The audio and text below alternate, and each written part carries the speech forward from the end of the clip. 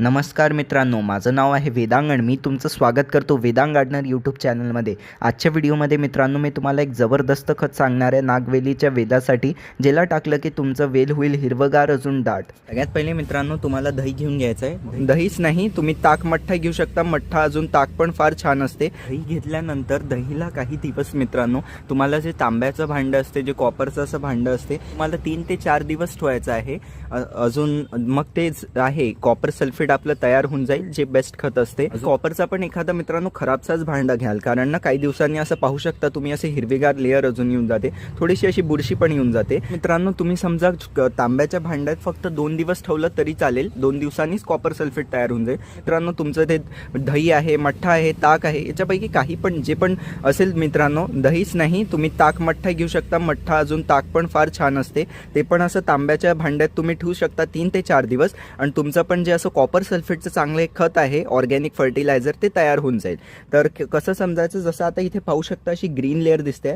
इथं बुरशी मित्रांनो समजा जास्त दिवस ठेवलं तर येते, समजा 2 दिवसच आपण ठेवलं तर भांड्याला असं काही होणार नाही, फक्त ही हिरवीगार एक लेअर दिसते. आता जी ही हिरवीगार जी ग्रीनिश अशी लेअर कोटिंग पाहू शकता या भांड्यावर इकडे आलेली आहे, हेच मित्रांनो आता आपलं कॉपर सल्फेट तयार झालं आहे. आणि हे एक बेस्ट फंजीसाईड आहे, पेस्टिसाईड आहे, इन्सेक्टिसाईड आहे मित्रांनो, अजून एक फर्टिलायझर पण आहे. तर झाडासाठी हे ऑलराऊंडर असते, तर हे तुम्हाला नक्की घरी तयार करून तुमच्या झाडात एकदा वापरून पाहायला पाहिजे.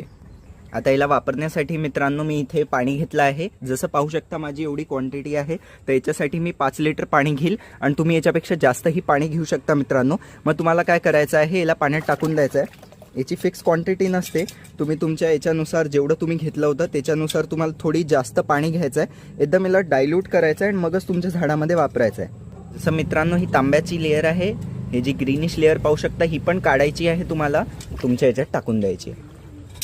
असं एखादा रॉड घ्यायचा आहे आणि चांगल्याने तुमचं जे मिक्सचर होतं त्याला चांगल्याने असं मिक्स करून घ्यायचं आहे मित्रांनो. हे पाहू शकता मित्रांनो हे माझं नागवेलीचं झाड आहे. तर आता याला कसं करायचं आहे, ह्याचे पूर्ण जे पानं असतात मित्रांनो त्याच्यावर असं चांगल्याने तुम्हाला याला शिंपडून द्यायचं आहे.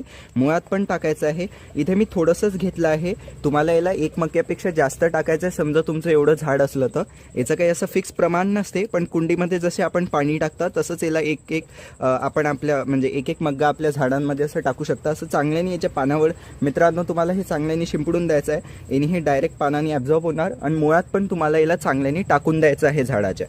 कसा वाटला व्हिडिओ आवडला असल्यास व्हिडिओला लाईक करा, शेअर करा, माझ्या चॅनलला सबस्क्राईब करून बेल आयकन नक्की दाबून द्या. अजून मित्रांनो आता स्क्रीनवर तुम्हाला खताची प्लेलिस्ट येत असेल, त्याला क्लिक करून नक्की पाल. व्हॉट्सअपचा ग्रुप नक्की जॉईन करा, लिंक कमेंट डिस्क्रिप्शन दोन्ही याच्यात टाकून दिल्या लिंकला क्लिक करून व्हॉट्सअपच्या ग्रुपमध्ये जॉईन होऊ शकता. आणि झाडासंबंधित काही प्रश्न विचारायचे व्हॉट्सअपच्या ग्रुपवर तुम्ही मला विचारू शकता. धन्यवाद.